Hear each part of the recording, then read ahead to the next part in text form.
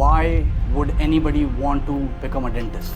It's a great profession. It's one of those professions that is kind of underrated. There's a lot of aspects of dentistry that actually fit in my life really well. So why is that people do not have much awareness about dental health? Because there's 28, 32 teeth that we have. Maybe people think that there's too many, so we don't have to worry. Very few people, I would say like less than 5% of the population just has bad genes for their teeth. But for most of us, brushing your teeth 2 times a day, water picking, or flossing, those are really good. A thing that I tell all my patients. I want to let younger generations like my age or younger than me who want to pursue dentistry as a career in Canada. What are the steps that you took or you think they should take in order to become a dentist in Canada?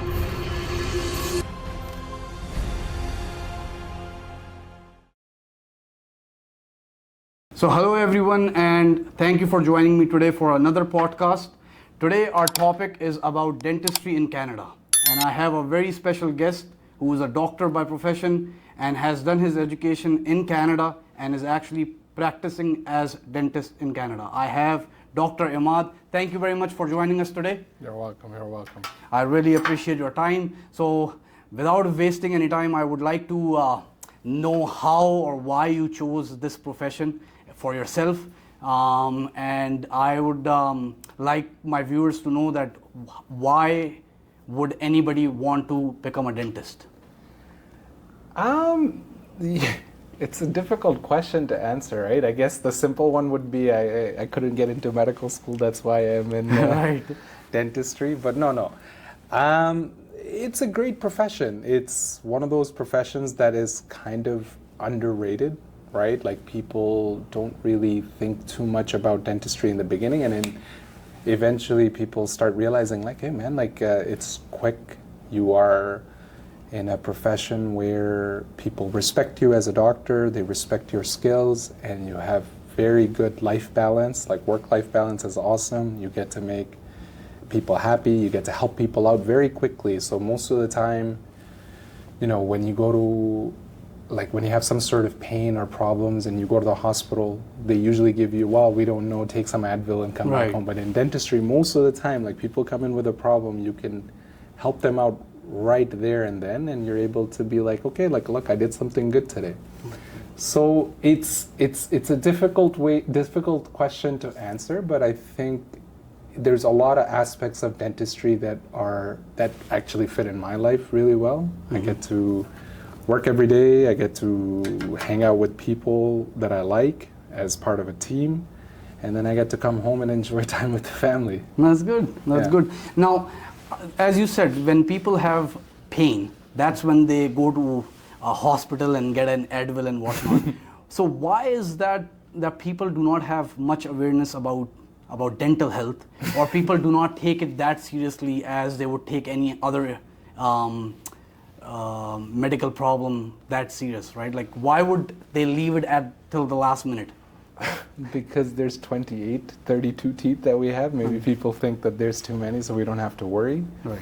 In Canada specifically, to be serious, dentistry is for the most part a private thing. So most people either have to have an insurance from their employer or they have to pay out of pocket. Right. So the thing, that's probably a part of it. I know some people who are really into their teeth and they're like, man, like I have to come see you once every 4 months, make sure everything is going well because I want to make sure my teeth are doing well. But most of the people, like you say, kind of leave it to the last minute. Right. And part of the reason why is because, I'm guessing is because it's expensive, and two, because if it's not hurting, they have no reason to come. Right? Most people don't believe in preventative stuff because they're like, well, there's nothing wrong with my teeth. I can eat fine. I can drink fine. I don't need to do anything. Right. And they think everything is okay. So that's probably why people leave it till the last minute, which they shouldn't, because then it becomes more expensive to treat it when it starts hurting. Right. So any dental products or anything that you think that if a normal person at home want to take care of their teeth, without seeing a dentist or having that expensive treatment, what would you advise? Like, what are the certain habits that somebody can incorporate in their lifestyle that would prevent from them to see a dentist? I mean, just like everything, answer is very simple. There's no magic bullet or anything like that, right? It's consistency. Right. So if you're consistent, like say if you want to lose weight, you cannot go to the gym like 5 days and then say like, okay, I'm going to take the next 4 weeks off. You're going to have to go every day for the rest of your life. Right. Or if you are on a diet, you cannot just be like, well, I'm going to have vegetables for this 1 week, and then next week I'm going to have pizza, and then I'm going to have vegetables. You want to be consistent. So there's no magic product. Very few people, I would say like less than 5% of the population just has bad genes for their teeth. Like very few. So for them, they need special help. But for most of us, we need to brush our teeth 2 times a day for 2 minutes from a very young age. We need to floss just to get in between the teeth somehow. Now there's a new thing called water picking. You can pick it up from Amazon or Costco or whatever. But just brushing your teeth 2 times a day, water picking, or flossing, those are really good. A thing that I tell all my patients is like, man, like if you really don't want to come see me, come see a dentist at least once a year. Right. Like you have to come see them at least once a year just so you can check everything and make sure it's okay. Right. But if you want to go the extra mile, then after every meal that you have, wait 30 minutes, and if you can wait 30 minutes, just rinse your mouth with water. Right. Just so that nothing is sticking, because most of the time what happens is, say if you have something sugary, or say if you have something that sticks to your teeth, it's going to attract bacteria, and the bacteria, when they take over, when they are interacting with the food, they create acid, and that acid is what causes cavities. But it takes a really long time. It takes months to years for the cavity to happen. So if you can get into the habit of brushing 2 times a day, flossing, maybe rinsing your mouth a little bit, it will help.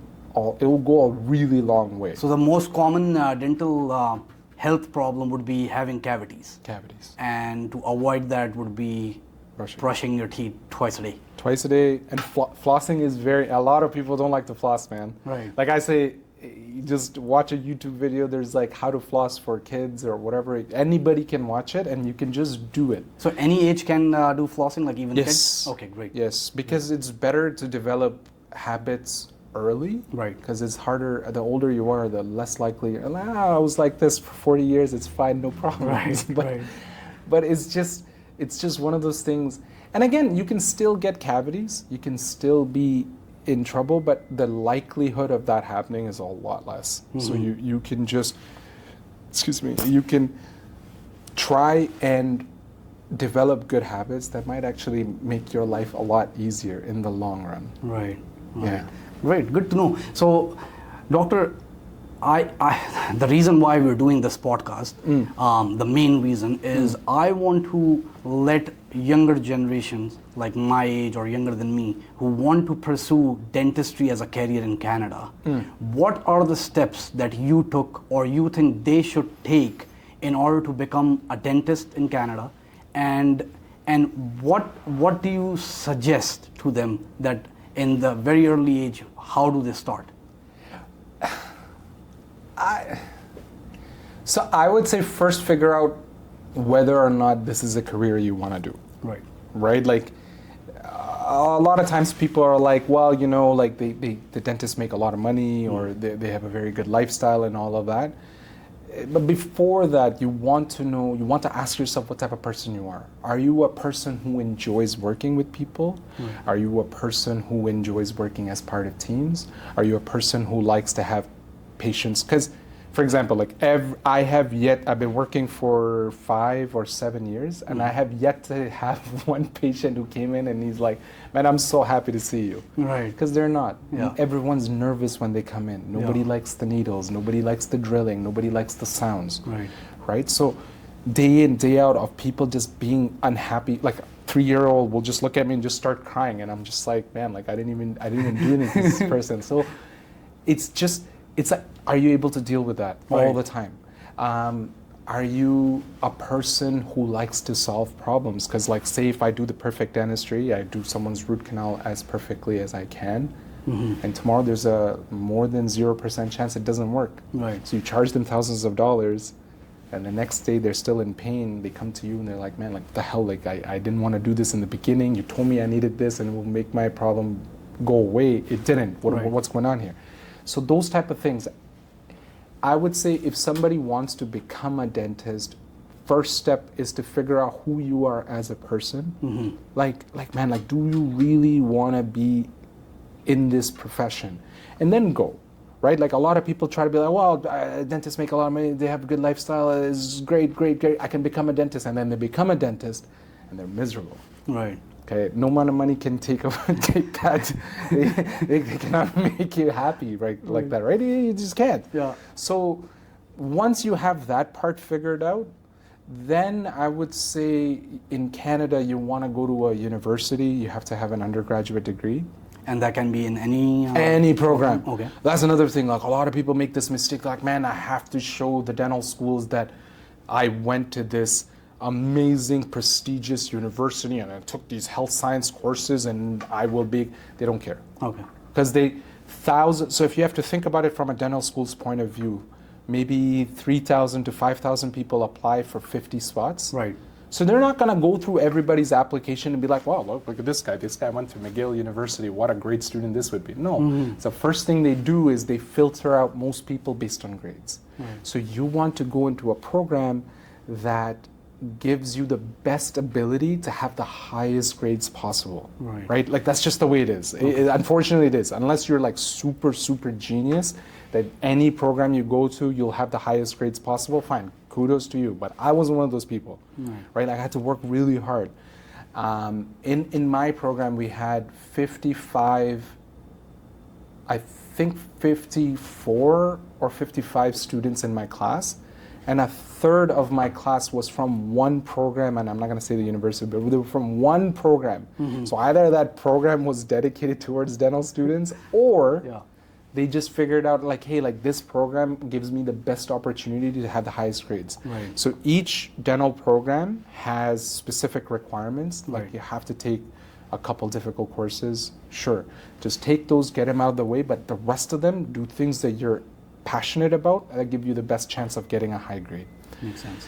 The other thing that you have to do is an aptitude test, the DATs.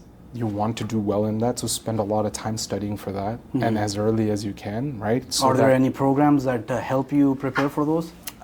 There are people, right, like, just like that, like, you can go to a program. I didn't do it, right? And then it's not because I'm like super smart or whatever. I just didn't have time. Like, I knew the exam was in a few weeks, so I just had to buckle down and study. Right. So I studied and I was fine. So you can do it by yourself as well. Okay. Like, again, those programs, because you pay them, so you have an incentive to be disciplined. But if you have discipline on your own, then you should be okay. Okay.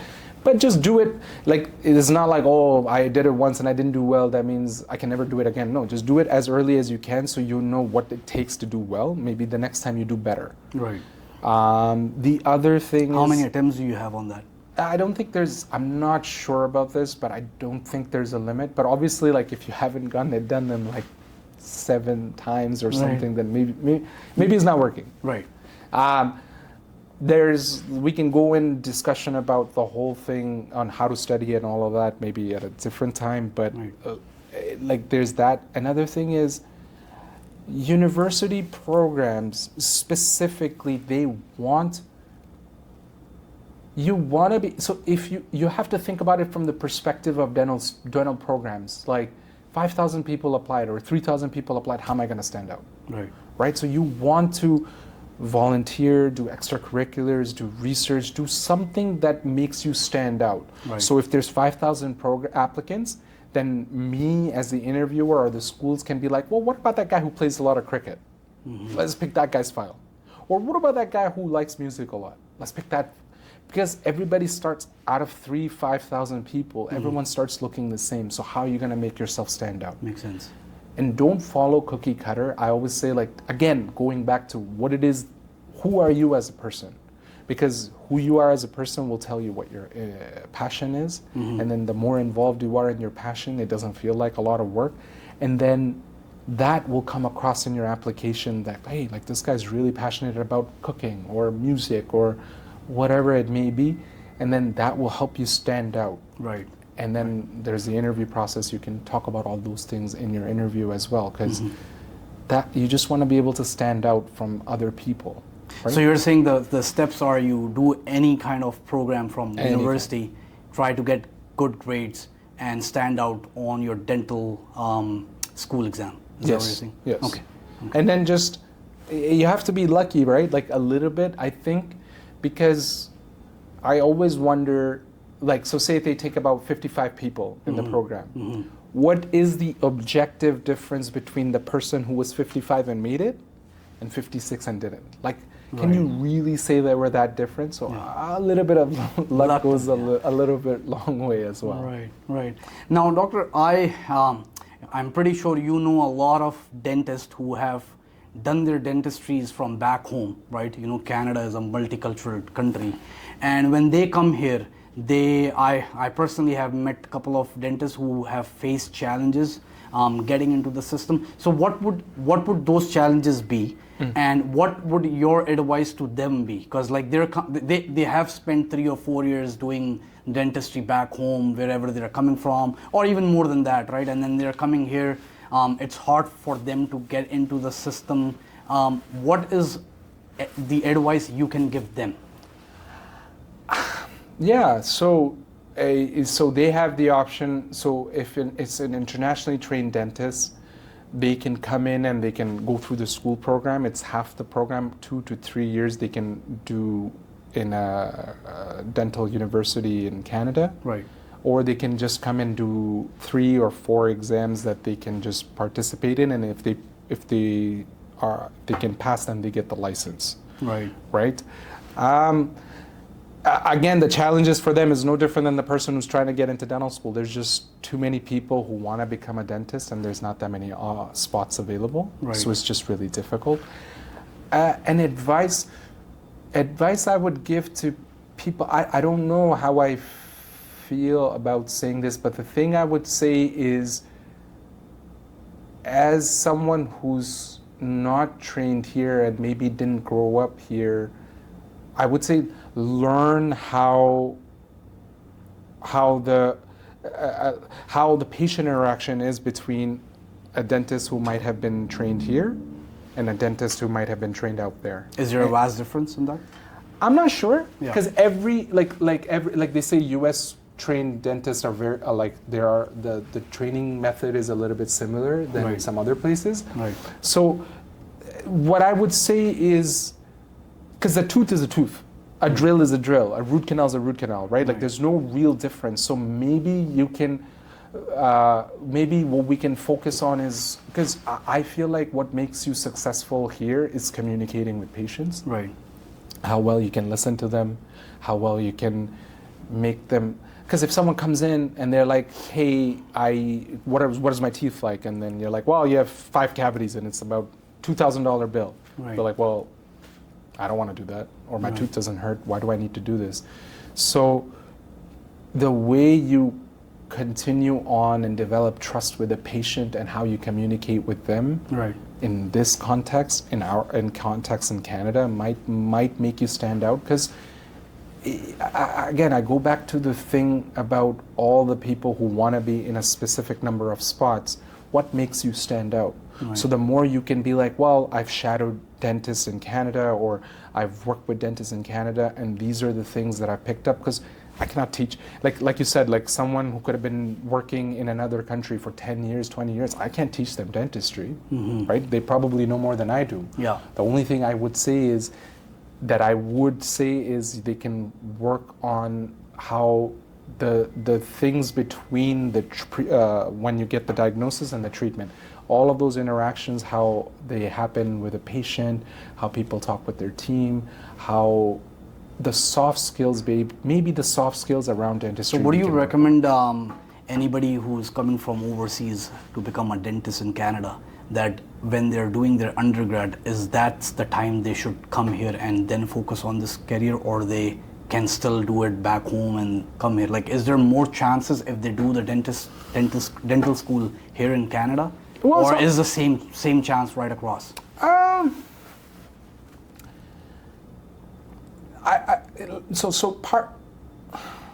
I wonder if there's a difference, that much of a difference, because most people come when they come or when they can, right? Like I doubt a lot of people are like, well, I'm gonna try to figure out based on my dental career opportunity that this is when I'm gonna move, but Right.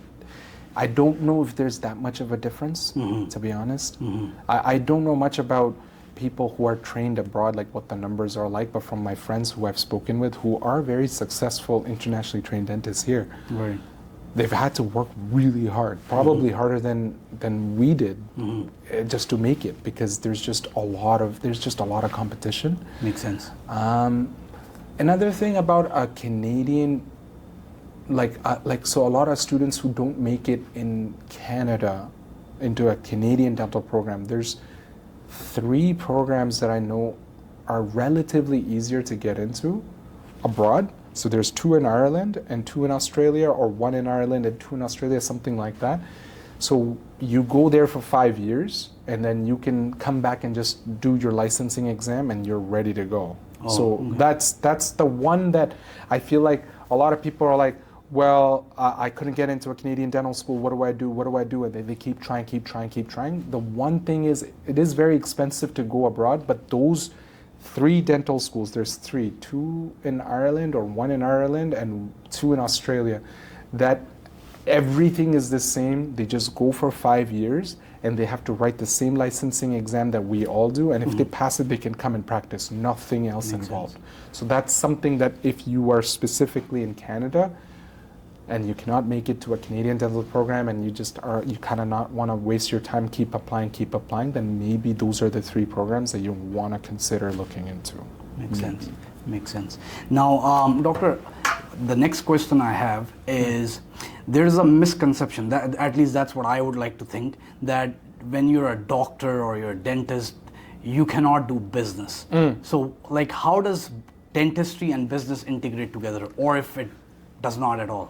Oh, dentistry is a big business, yeah. Right. Yeah, because it's private, right? Like, so very little government oversight, right? Like, unlike in Canada, OHIP covers most of the medical doctors, right? So their fees are kind of set, and nobody's paying, so then it's different. But dentistry is like, we have a college that regulates us and suggests some prices, but for most of us, we're all small businesses, right? So, and again, just like most people don't know how good a filling I did, right? Like they don't know. They just come in, just like when you go to a mechanic, like you don't know how well the person fixed your brakes because that's not your job. Right. Just like that.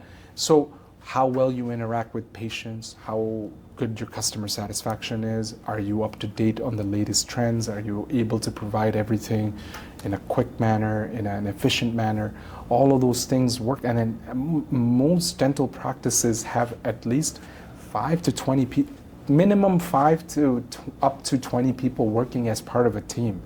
So there's payroll, there's hiring, there's firing, there's benefits, there's people who are sick, people who are going on mat leaves, and all these things that any regular business person would face in any other business. Right. And unfortunately for us, in dental school, it's so much like, man, study, practice, that nobody teaches you the business part of dentistry. And I feel like a lot of dentists, they kind of struggle coming out and having to deal with loans from the bank, and what are these terms, and how much am I supposed to pay back, and most dentists, I wouldn't say all, but I would say most dentists are not very good at the business aspect because we're not taught that. Right. And dentistry, I think, like, it is unfortunate because we want to be perceived as healthcare providers, and there's kind of shame in being like, well, I'm a businessman, and most people assume business means I'm here to make money, but it's it is a business. Like, Yeah. and if you're not good at that, then you're not going to be able to provide healthcare to people that you want to provide in the first place. So what I'm hearing from you is healthcare goes hand in hand with customer service as well. Like you have to have very good customer relations, and that's how you're building a business here. Yeah, because money is involved, right? Like Right. most people are paying out of pocket. Some portion of it is Right. paid by you.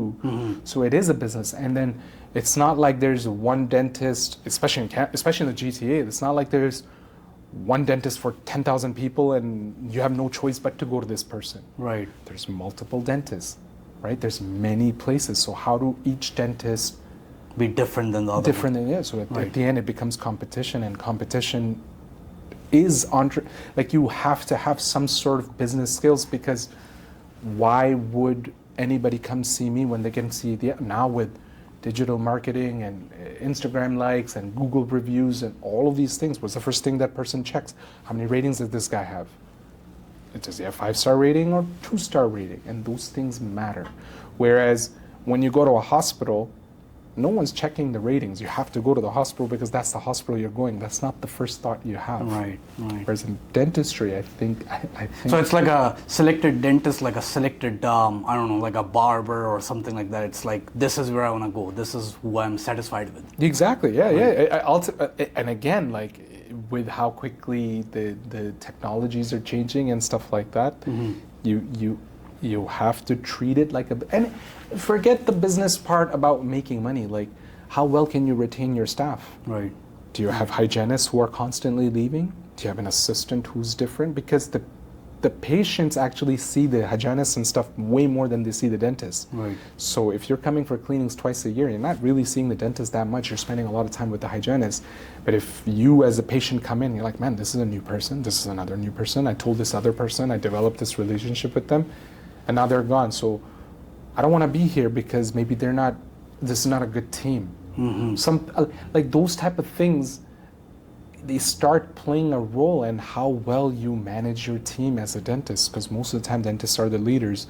How well you manage your team, or how well you like how competitive your pay is. All these things matter, right? Like it is a business like any other business. Obviously you are, what makes it a little complicated is that at the end of the day, people, we have to, as dentists, wear the healthcare professional hat, Right. and we're forced to wear the business hat. So you are saying it is highly integrated, dentistry and business. 100%. 100%.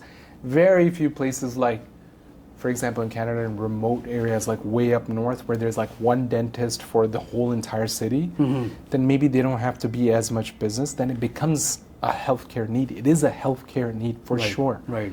But where we are, where there's so many people, so many dentists available, then you are forced to compete with other dentists, and then there's a lot of like terms from the banks and keeping your employees happy, and all of that requires business skills, not individual skills. Now, doctor, how do you advise younger generation to build some of the skills you've been talking about? So you're saying build those communication skills, build that customer service. Like, what would your advice be that they can do different kind of jobs that you can suggest that would help them build that skill? I'm like, it is a great question, because I do think people are so focused on their grades, rightfully so focused on their debts, rightfully so. But what you have inside has to come out through your mouth. Right. Right? How much dentistry you know will only happen if you can talk to patients who are afraid or who are nervous, Right. and make them feel comfortable enough to come sit in your chair. So communication is super important, like super, super, super important. And the big thing for me is like, man, go work at a coffee shop, go work at a restaurant, go be a waiter, go be a bartender, talk to a lot of people, like really listen to how they talk and communicate. And then soon you start picking up, like, man, like this person is having a bad day or not having a bad day. You have to be able to read the nonverbal. Yeah, you have to have good nonverbal communication, right. And that comes from service industry, I believe, right? Like usually, like, man, like at a really busy coffee shop, at a really busy bar. Yeah, you learn customer is always right. Yeah, and you learn customer is always right, like very quickly, Right. Like, and then you can have the best, you can provide the best service ever, and then they could still be like, I hate the food, or I hate what you did. And you just have to learn to deal with rejection. You have to learn to deal with just these difficult conversations where you won't be able to learn that in a university. You won't be able to learn that in anywhere else. And for me, what I did was I did door-to-door sales. So I went to literally went to sell things to people's doors, which I don't know if people do that as much anymore, but I did that. And and my manager used to say, you get one yes for every 100 no's. So I got very good at dealing with people saying no to me. Yeah. Even when I applied to dental school and stuff, or all these things, when I got rejected in my life, I was just like, oh, okay, let's do better next time. Makes sense. The other thing, when I was growing up, I was a big fan of reading. You can read whatever you want, but mostly I learn a lot from nonfiction books. Those are really good. But nowadays with podcasts and with, you want to be able to get you can get information on any field that you're interested in. So say if I'm doing my own analysis, and I keep going back to the same thing, you have to know who you are. Are you an extrovert? Are you an introvert? Are you good at talking? Are you not good at talking? Are you whatever? And then once you start figuring out who you are as a person, you're like, man, I can improve my communication skills. So then pick up a lot of books on communication. Or if you like podcasts, watch a lot of podcasts. Right. And if you really want to go crazy, go do a stand-up improv class where you just are forced to talk to people. Right? But it all starts with knowing who you are and then building your skills around it. And then you will figure out, okay, these are my strengths and these are my weaknesses. How am I going to complement them? Right. And that's a really good question. That's the way to go. And I think people who have great self-awareness, they go a long way because they know exactly who they are. Makes sense. So one last question, Doctor, is from a generation where social media is everything these days. Yeah. Younger generation, my age and younger than me, they have started to believe that success is what's shown on social media and all the flashy stuff. How do you think, or what do you think is success? How do you measure your success, and how do you think anybody can be successful?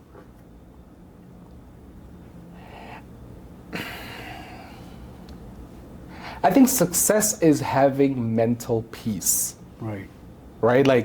You could have all the money in the world and not be happy. Yeah. You can have no money in the world and sometimes you're not happy. Sometimes, success means when you go to sleep at night, you're able to put your head down and whatever your priorities are, whether it's your spiritual side, you're a family person, whatever goals that you set out for yourself in the day, you're able to do something about them or accomplish them. Doesn't necessarily mean you accomplish them, but if you can put your head at night, go to sleep, you're like, man, I can fall asleep. For me, a successful day is when I can sleep within 5 minutes. That's great. That's a good way. Well, because if you get stuck in the loop of, because of social media, right? You know what everybody else is doing. It seems like everyone's having a success every 2 minutes because you turn on, oh my God, this person did this. Oh my God, that person did this. Right. So if you get caught up in that, like for example, if I'm like, man, if I can do 5 fillings in an hour, that's a successful hour. Right. Somebody can do 7. Somebody can do 10. Right. Or if I have 1 practice, I'm successful. Well, somebody has 2. And then what if I don't ever have a practice? Does that mean I'm not successful? But what if I have a really good wife? What if I have a really good balanced stuff at home? My kids are really happy to see me when I come home. My parents, I get to spend time. What is success? Right? So success is whatever way you define it. And then if you can go out, obviously we have good days and bad days, but if most days you can go to sleep, for me, go to sleep within 5 minutes and not think too much about what happened, that's a pretty successful day. Okay, great. Last thing, any message to my viewers who are listening today, anything that you would want to say to them, anything? It's man, figure out who you are as a person, and then everything else will be all right, I think. Like, you know, wherever you are in your life, whatever challenges that you have in front of you, figure out if that's what you really, really want. And like, I think it's good to be able to enjoy the passing of time, being present. Right. Just be able to like just sit there wherever you are and be like, yo, you know what? Today's a good day or a bad day, whatever, but I'm gonna just enjoy this moment. It's pretty good advice, Perfect. I think. Well, thank you very much, Doctor. I really appreciate your time. I hope my viewers could actually learn something out of this. I really appreciate your time. Oh, you're welcome, man. Anytime. So, thank you for joining us today, and I hope you guys really liked the podcast and it was motivational and inspirational for you guys. Thank you very much for joining. See you next time.